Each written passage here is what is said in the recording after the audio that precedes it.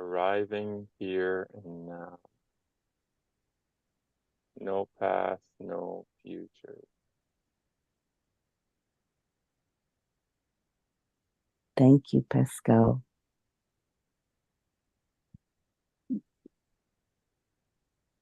What is present?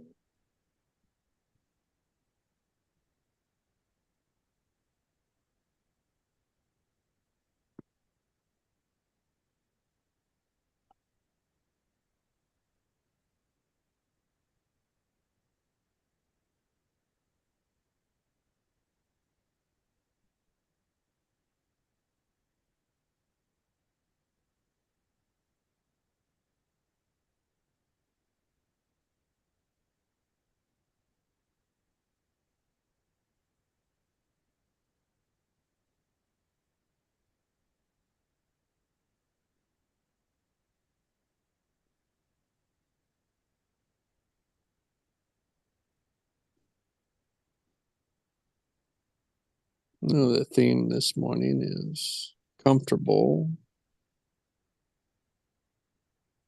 in the uncomfortable. Mm, It could also be the unknown, mhm. the unknown of discovery, being comfortable with the rebirth. Mm. The renewals, and the unexpected.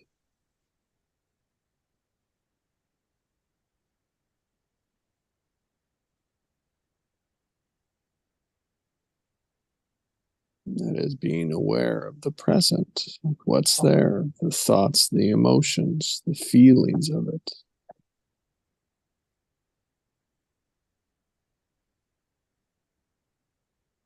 Just aware of them, not that they're we have to keep them or that they're the truth, just that we're aware. As that gives the space to ask, what is that? Why this? What's up? What's going on? Is that pause?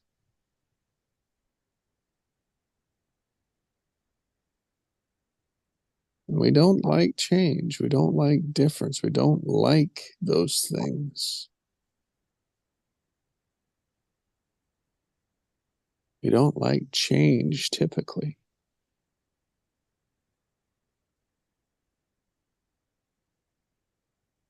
Yet we want it to change.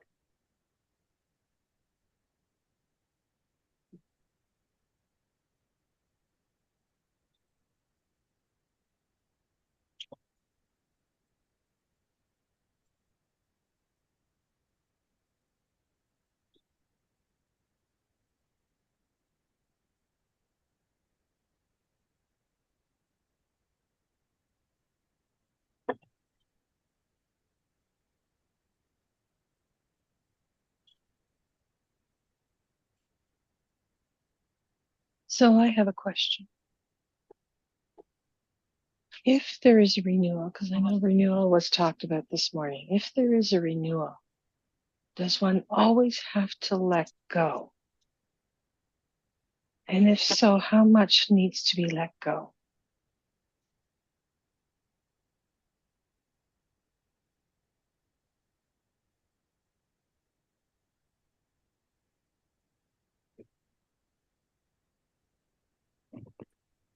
So I'm just trying to figure out for myself.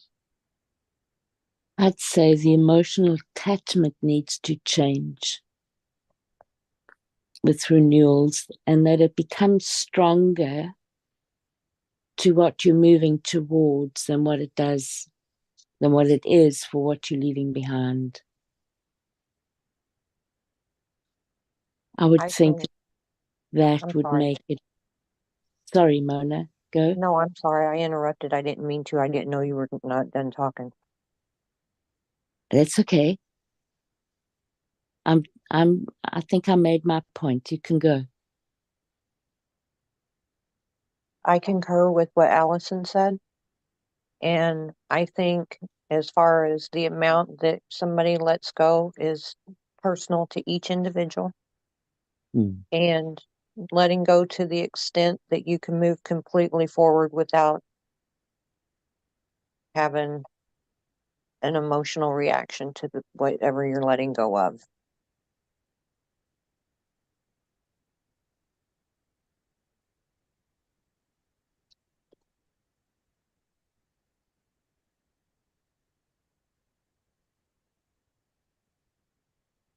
That makes sense. It's like what Allison said. It's moving from one space to another. So what I'm getting is then I don't want to, the word safe comes up, but it's not safe. Maybe effective way, but we don't realize what we are doing to sabotage that would be the ruminating. Reliving, re-speaking always about the past. Yeah. I was born with this, or I encountered this, and and even though that might be decades ago, if one is trying to move forward, rebirth, one can't take that along. One has to make a decision to let that go and not have that be part of your conversation.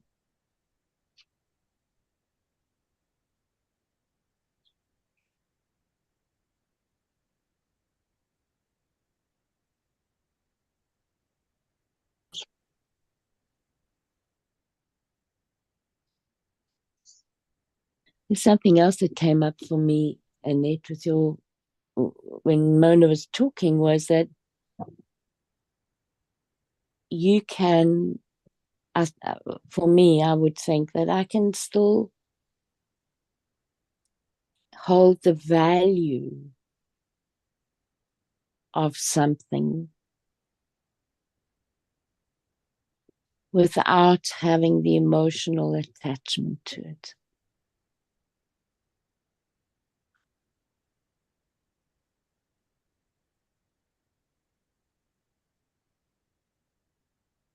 Yeah, I think the key word was without emotional attachment. Because if we speak of something from the past and it creates some sort of emotion in us, or a trigger in us, or we have the need to tell somebody about it, there's the emotional attachment to it. But if there's a neutrality and there's no need to talk about it, then there's no emotion. We know it's there. We can respect it for what it is, but there's no need to share that.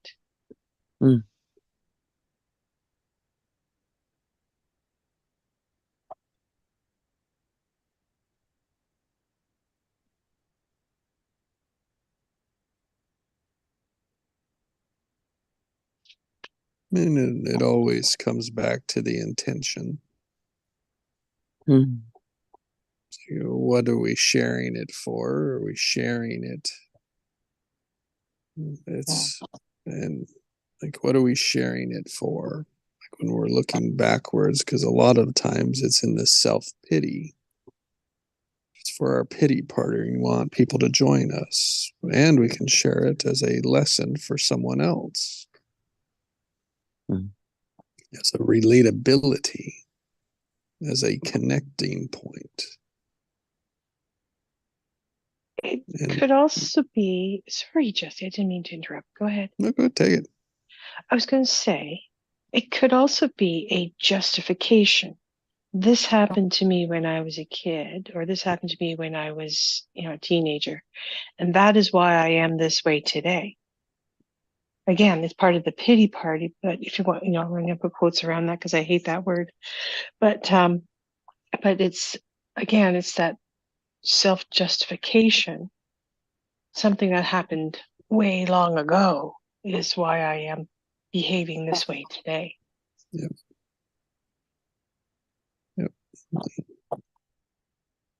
And so we know that that's can be an unhealthy attachment. And if we're grateful for the lessons and the learning, then it's like the whole point is, are we going there with a positive or negative charge? Mm. Mm. Thank you for that reminder about the charge. That wonderful, beautiful charge. So simple, so powerful.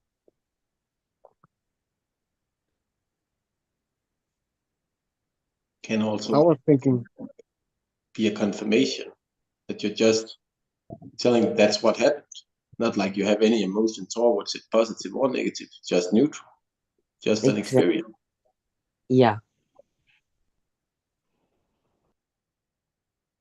And the awareness of that, right? So that gives you the key.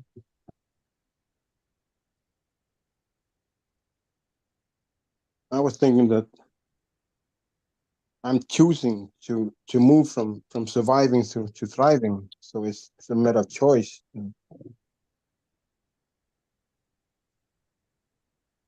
That's a wonderful choice, Chi.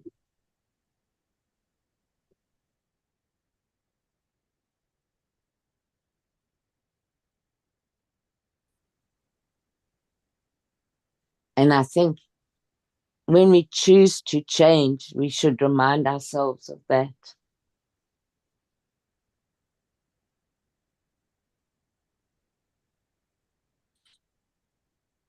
The possibility of thriving in the future as opposed to surviving.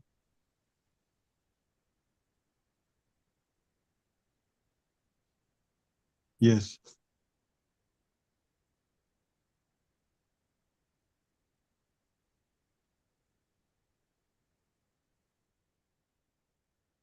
Thriving is such a wonderful word. It's so powerful and it's got so much momentum in it. And it's open.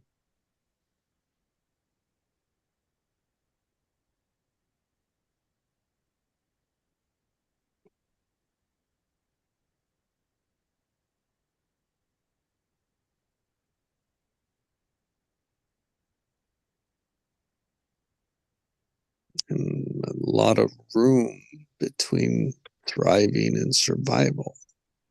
Mm. And survival tendencies that's what we know, that's what's familiar, that's how we've done it. And we can say, like, that is what we know. It's a great, fine place to start. Mm.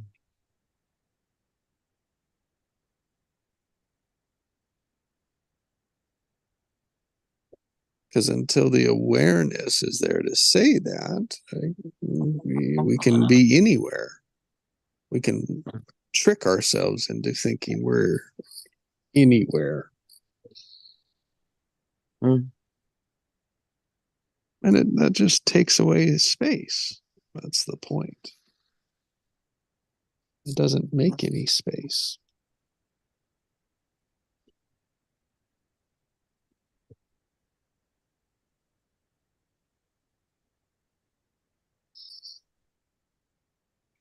I just had a giggle to myself, Jesse, when you said take away the space, and I could hear Heinz's voice telling his ego to shut up.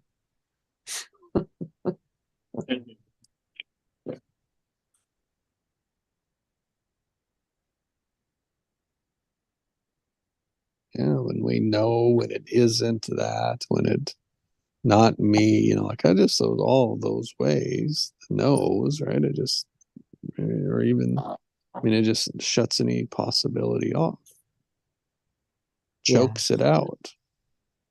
Mm. And it's all resistance because it's in the background. You're saying that's not me. I can't have that. Not me. So it doesn't give us any space to even look at it. Mm.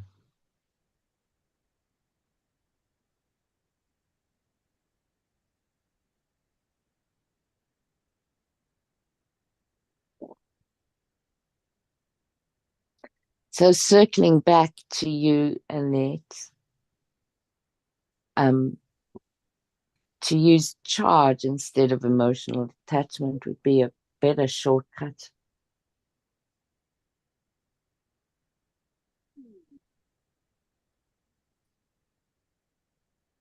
I really enjoyed that conversation you guys just had. That was really good. Great question. Thank you. Such a good reminder. So here's another question that's come up about that too. If we see that in others and they don't recognize it,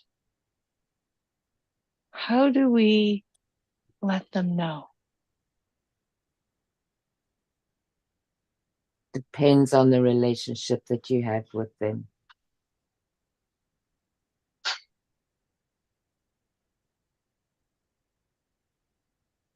I love to ask how much time do they spend in the time tenses, the percentage of their time in the time tenses. That was a brilliant question. Jesse asked me that right in the beginning. I remember being quite shocked. I had about 90% in the past. If I counted my meditation, then I had more in the present. But when I wasn't in meditation, I was mostly still in the past.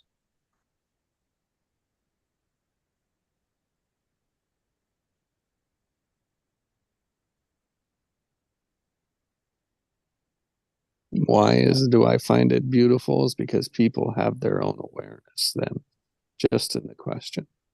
Mm. There's no right or wrong. And so people feel it, right? They feel like and there's so much resistance that you can work with in the question because there's no right or wrong. Mm. Yet they're putting pressure to be right.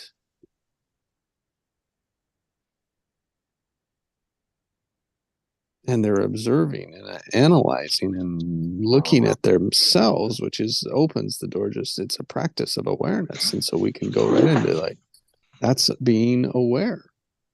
Yeah, that pressure is artificial. Yeah.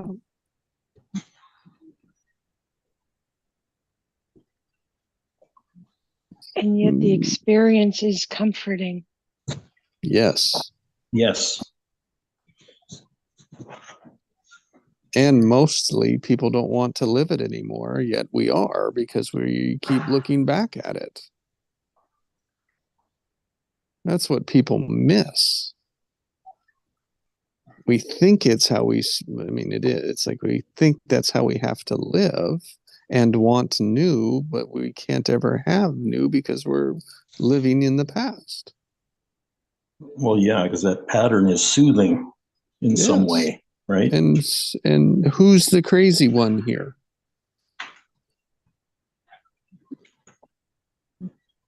right? I mean, like that's crazy when you think about, oh, I want something new, yet I'm going to keep bringing the past always into the present. Yeah. Thinking about the past and the present create your future. Yeah. Just the way that it was. Oh, now I'm frustrated. Yeah.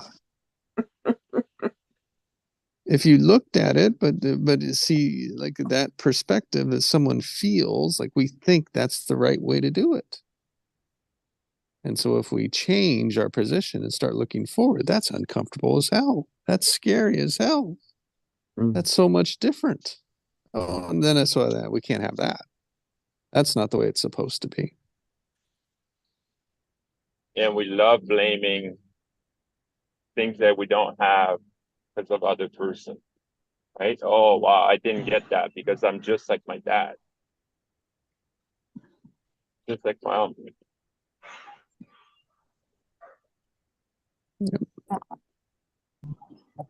Again, attached to the past. Yeah, that's comforting, right? That was what we made up to resolve uncomfortableness in our childhood.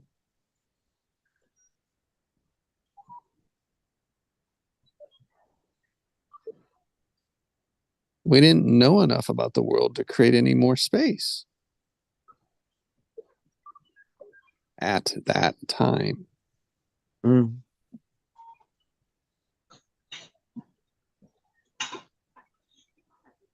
So, Annette, I love the analogy. I love this analogy is that if we all drive forward, right, we imagine driving forward. Now, if we take that into our life, what I found for myself is that my windshield was the rear view mirror. That is how people are going forward in life.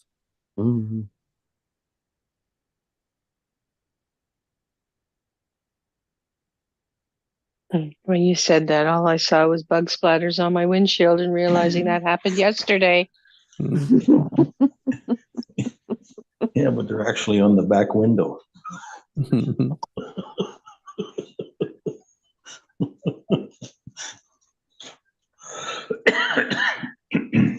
And you can just imagine how safe that is to drive.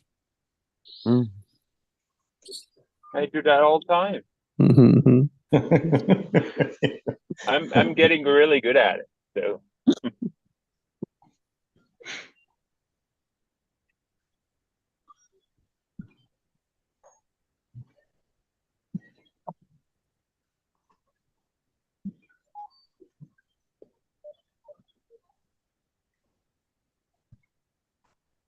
And you'll hear the consistent patterns as they speak it, so why they, and they keep going back to, and how they're relating to that back to is a pattern.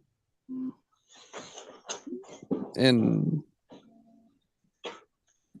healthy, like I can't say what's the right number, but a third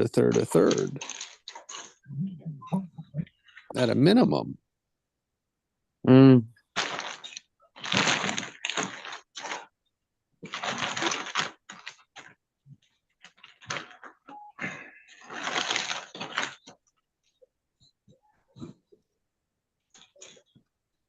So that's what I asked for. Like when I ask the question, I'm looking for, over 50% of the time.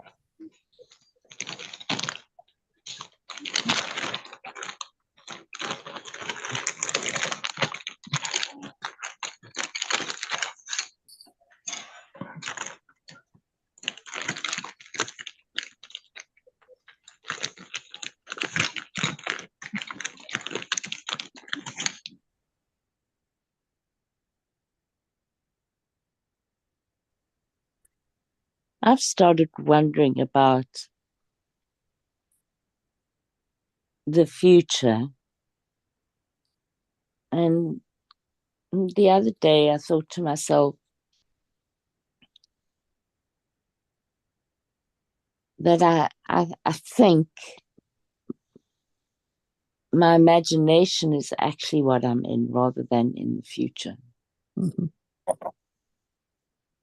Yep.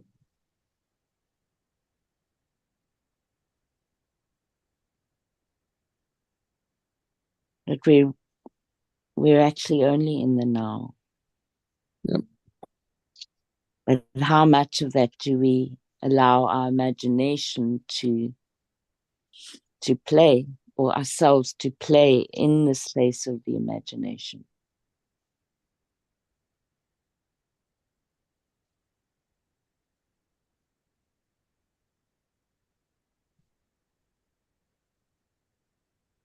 Yep. It's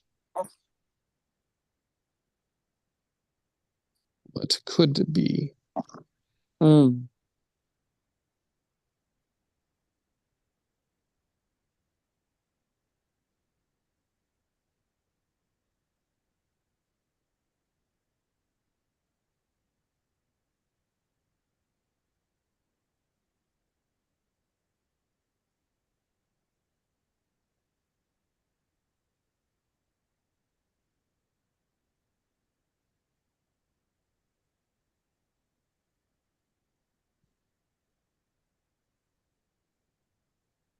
As I would say, that's young children. That's where they are. Totally. I'll use the imagination as same as creative. Absolutely, it is. It's in the direction of the unknown, where the past is in the direction of the known.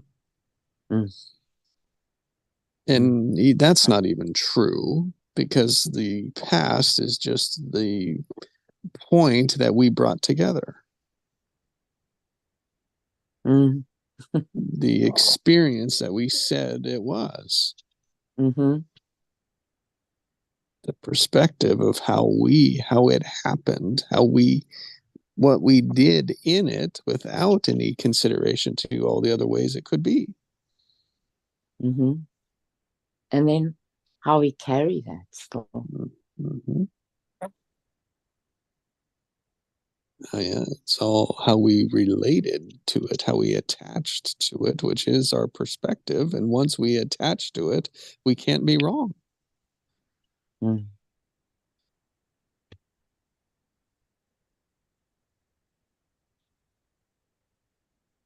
Yeah, when you're attached to it, you can't choose anything else. Right. And until you're aware, right? Until you know that, oh, wait, I can.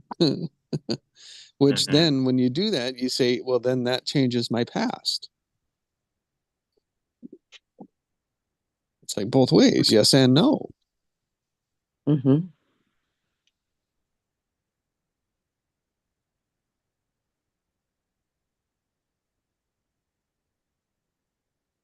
But that also then changes the future. Oh, yeah. See, the future is a lot easier to change because it hasn't happened from our perspective. Mm-hmm. Just, it's not, the thinking isn't deep enough yet through.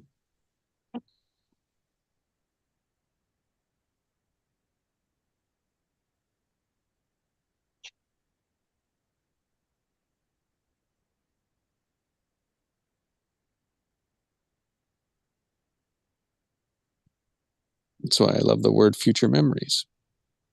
Mm.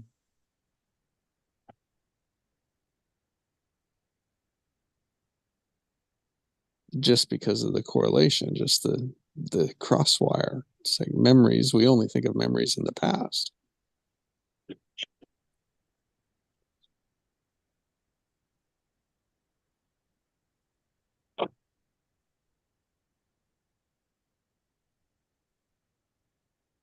I love practicing future memories. Mm.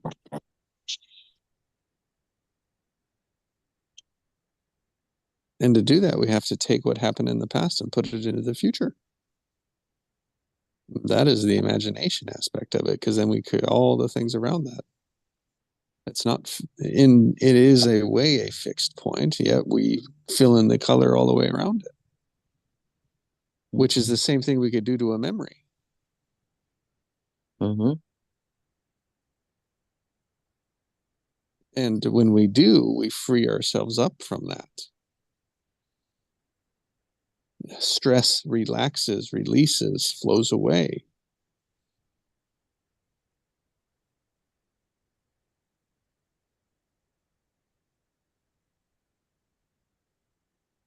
again, the word of awareness I use.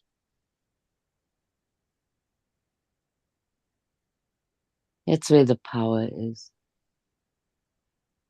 It's the awareness.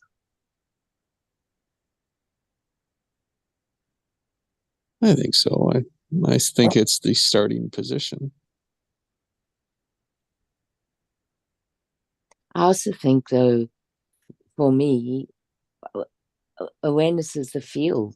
It's being in the field.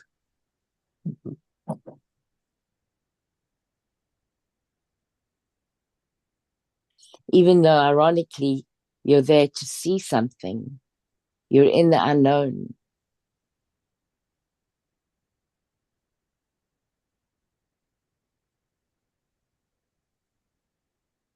I've got an analogy that is there, a vision, like just an action. Let's put it that way. A better word for that is an action. It's like we're all get up and ready for the sprinter's race, right? So we're getting into the blocks.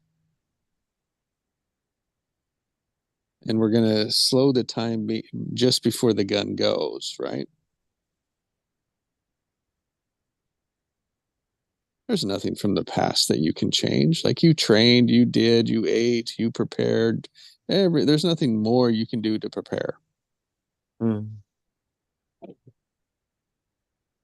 And if it's 100 yards, it's like, if we're in this race in reality, it's like less than 10 seconds, we're going to be at that finish line. Mm. Now, we can all imagine that we're doing that we're world-class runners, we can imagine that for the moment. It's not true. Some of us might think that in the past we were, and maybe we were. It doesn't change the fact that we're sitting on the starting blocks with the unknown in front of us. Mm.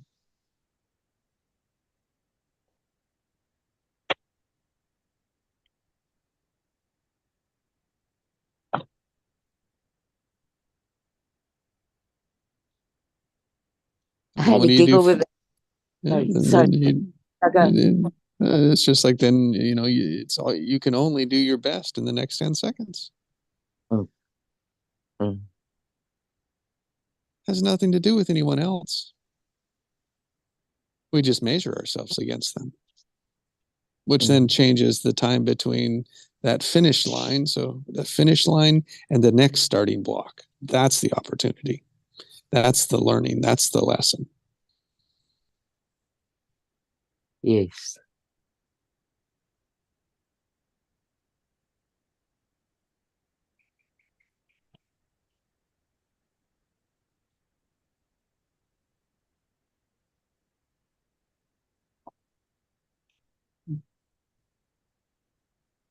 As you said that about that's the lesson, what came up for me was, what do we appreciate about those 10 seconds?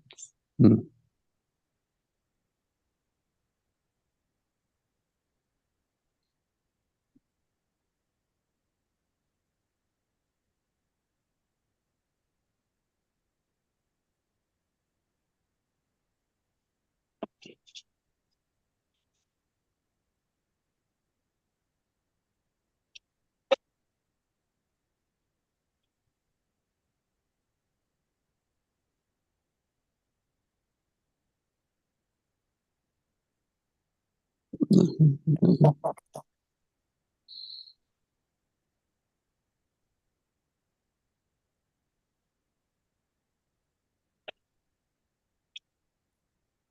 Yeah, it's a similar thing. Like we prepare a meal for a few hours, but we eat it in 10 minutes. Yeah, exactly. That's another really good analogy. Right? And then we're watching TV while we were eating it. We're not even present with it.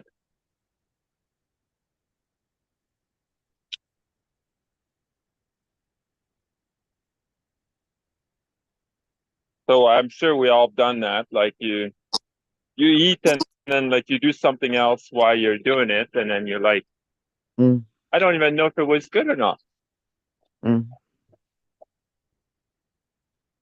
Or where's my food?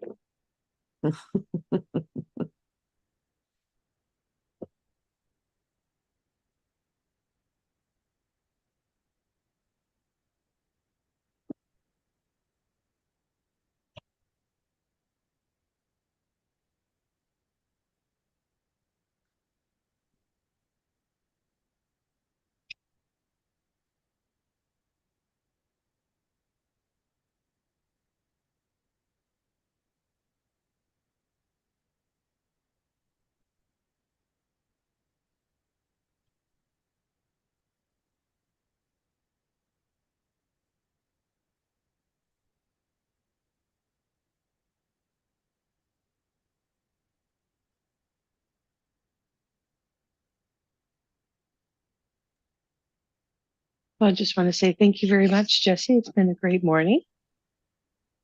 Mm. I'm going to go and I'm going to listen in on the last part later on. So have a great day, everyone.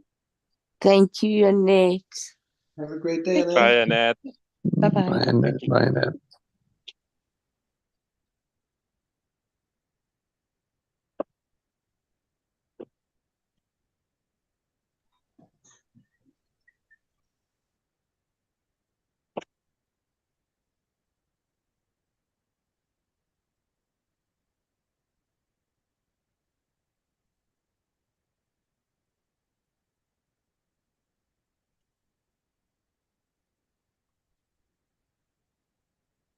I heard a new word the other day.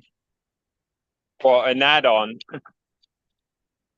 Because like they were talking about awareness, and this guy was saying like, yeah, awareness is the key. Awareness is the key. And then like the other one was like, yeah, it's a good starting point, but universal awareness is where it needs to be. So like the oneness between of all.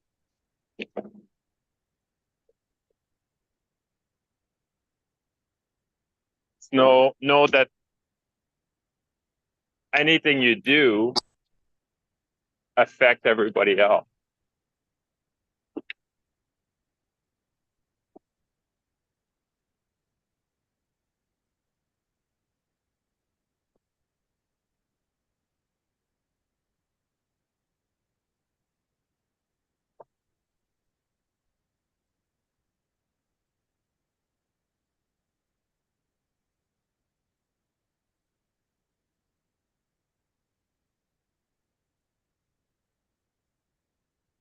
So it comes back to say like my action, my thought, or anything really. Like, is it good for me and is it good for everybody else? Or is it just good for myself? That's feeding the ego mind.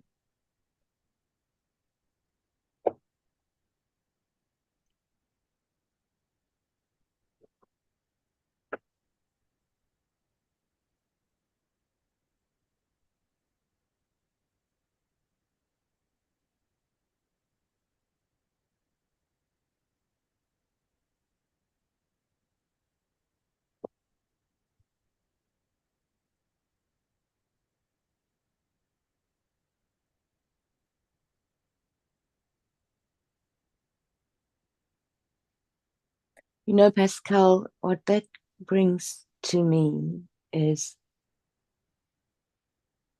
that if you're in true awareness,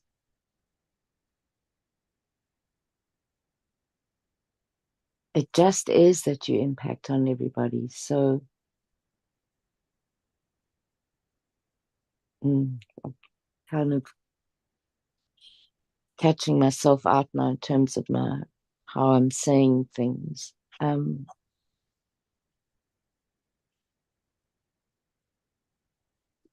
it flow. Sorry? Let it flow.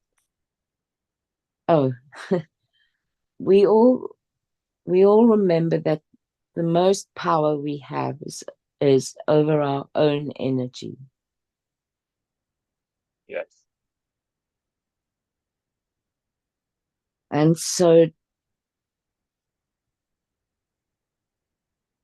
I think it's more efficient and probably more true just to stay with what you're doing with yours.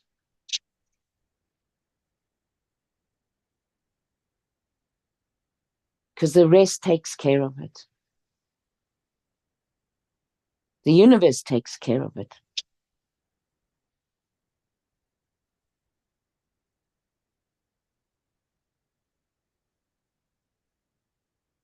So for me, the emphasis on universal awareness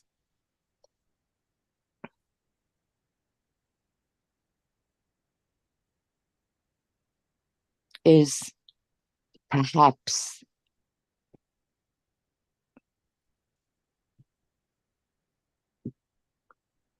not as efficient. No, I don't think I'm saying it right. Like, it's not like to focus on everybody else. It's like everybody has to do their own part. Yes.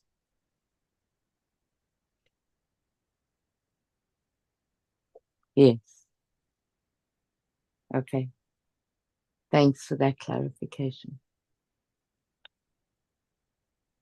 So it's not just you to be aware, it's like everybody else has to be aware as well.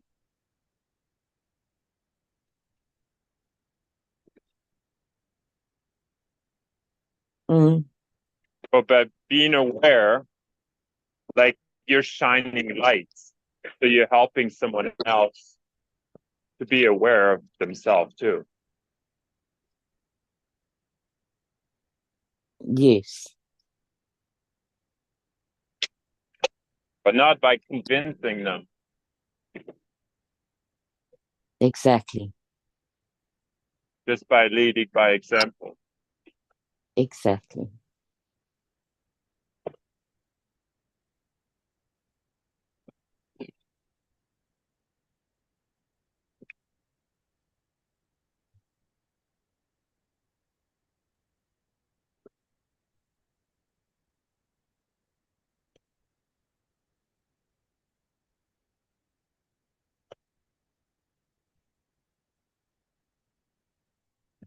It all takes practice, huh? Mm-hmm. But perfect practice give perfect result.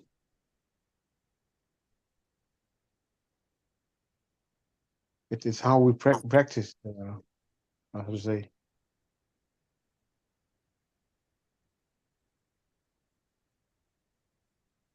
Maybe good enough practice gives good enough results too. Mhm.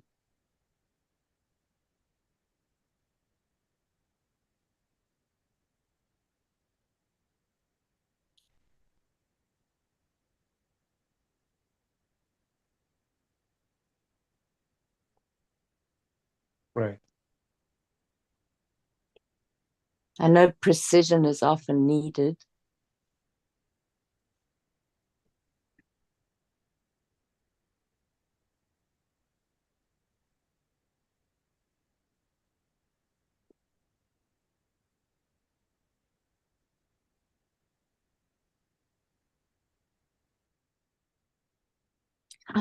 You know what comes to mind for me with this is this beautiful quote from an opera singer talking about practice and getting things perfectly.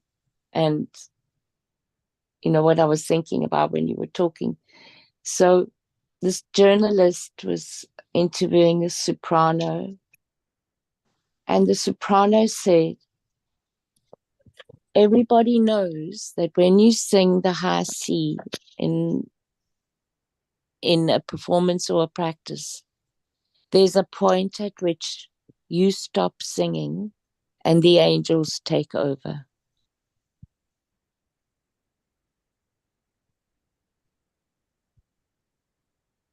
I love that. It rang so deep for me. That's so beautiful, Alison. Isn't it? Mm.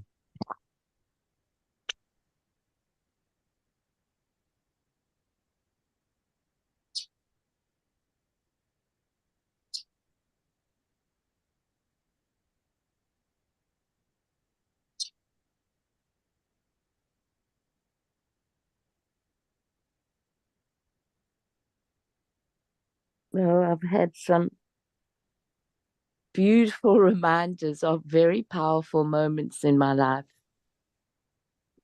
that facilitated some thriving. And I'm going to take them with me again today. Thank you so much, everybody. Have a great day. Thank you. Thank you, Allison. Thank you, Allison. Thank you, Allison.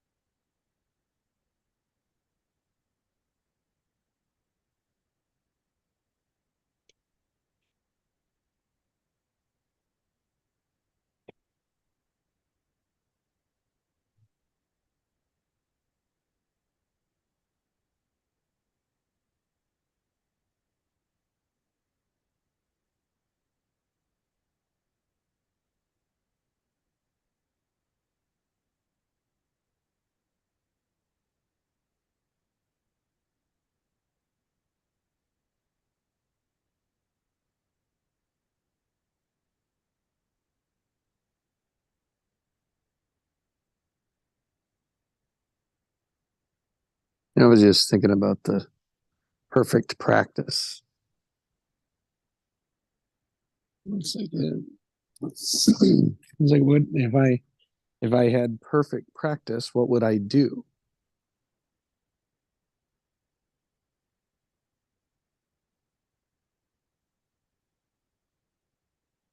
I heard it from Michael Jordan. Yeah.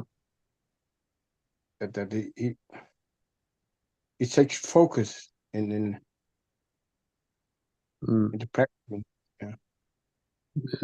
Thanks, G. I listened to the intention, behind perfect practice, and for myself, as I thought about it, not in that contents, like not to that view, but in the view that I was holding with it.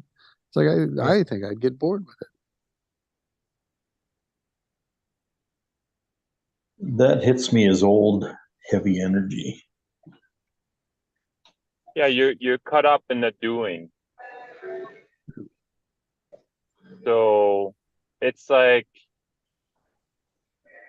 the difference between I'm a drummer and I love playing music.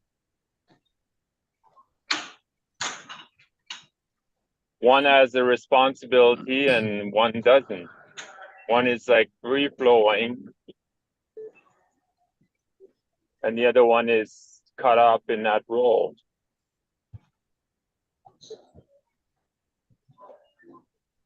And like what I'm pointing to is how it hits me, and in Michael Jordan's much, which means I don't understand what Michael Jordan says about it. Yeah, because that's how he motivated and worked himself to be one of the greatest basketball players and business owners.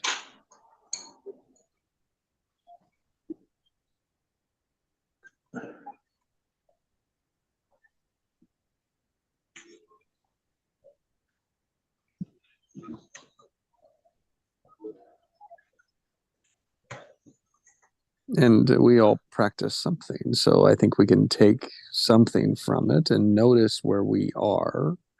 Like how, like with me noticing that perfect practice, how I was relating to it, and the space in which I could relate differently to it. Like that's renewal, that's change.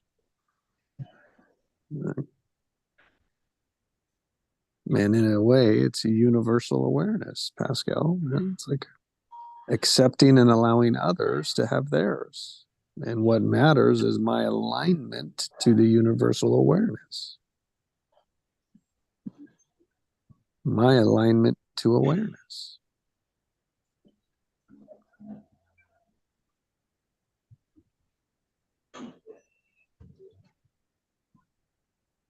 That is what I can change.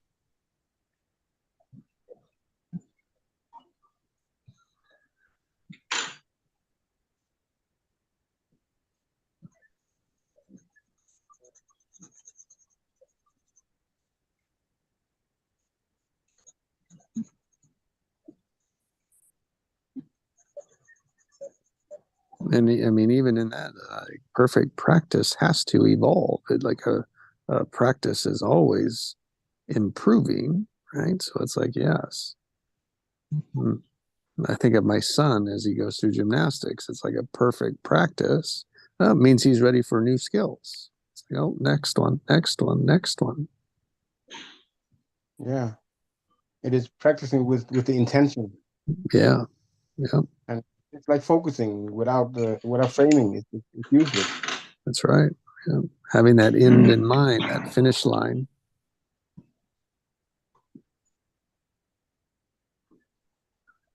Yep. And the information that's at the finish line. That's all it is the information available at the finish line.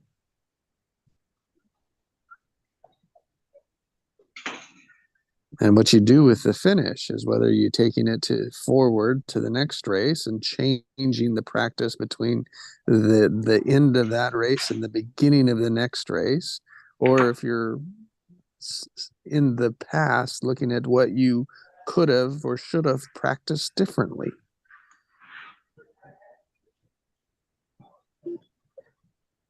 Which ones now? They both need it, right? I'm not saying one or the other. It's the awareness of where we're located with it.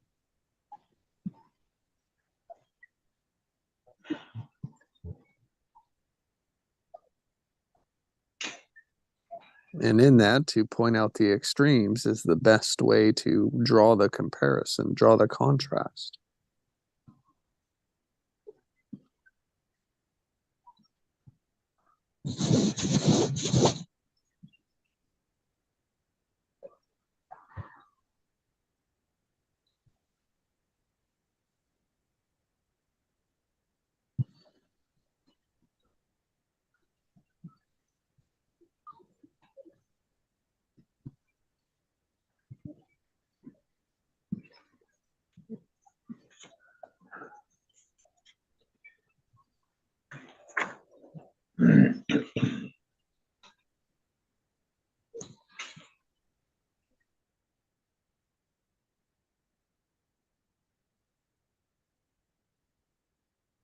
Well, thank you for a great morning this morning.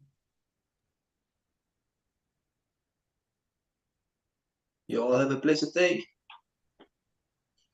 Yeah, have a great day, guys. Thank you all. Thank you, Mona, Heinz, Chi, Craig, Pascal. Yeah, happy Saturday, everybody. Yes. Happy Saturday. This has been a really awesome session today, Jess. Yeah, thank you, Mona. Thank Love you and all. hugs. Thank you. Have a great day. Take care all. Thanks all. All right. You Bye. all too. Bye.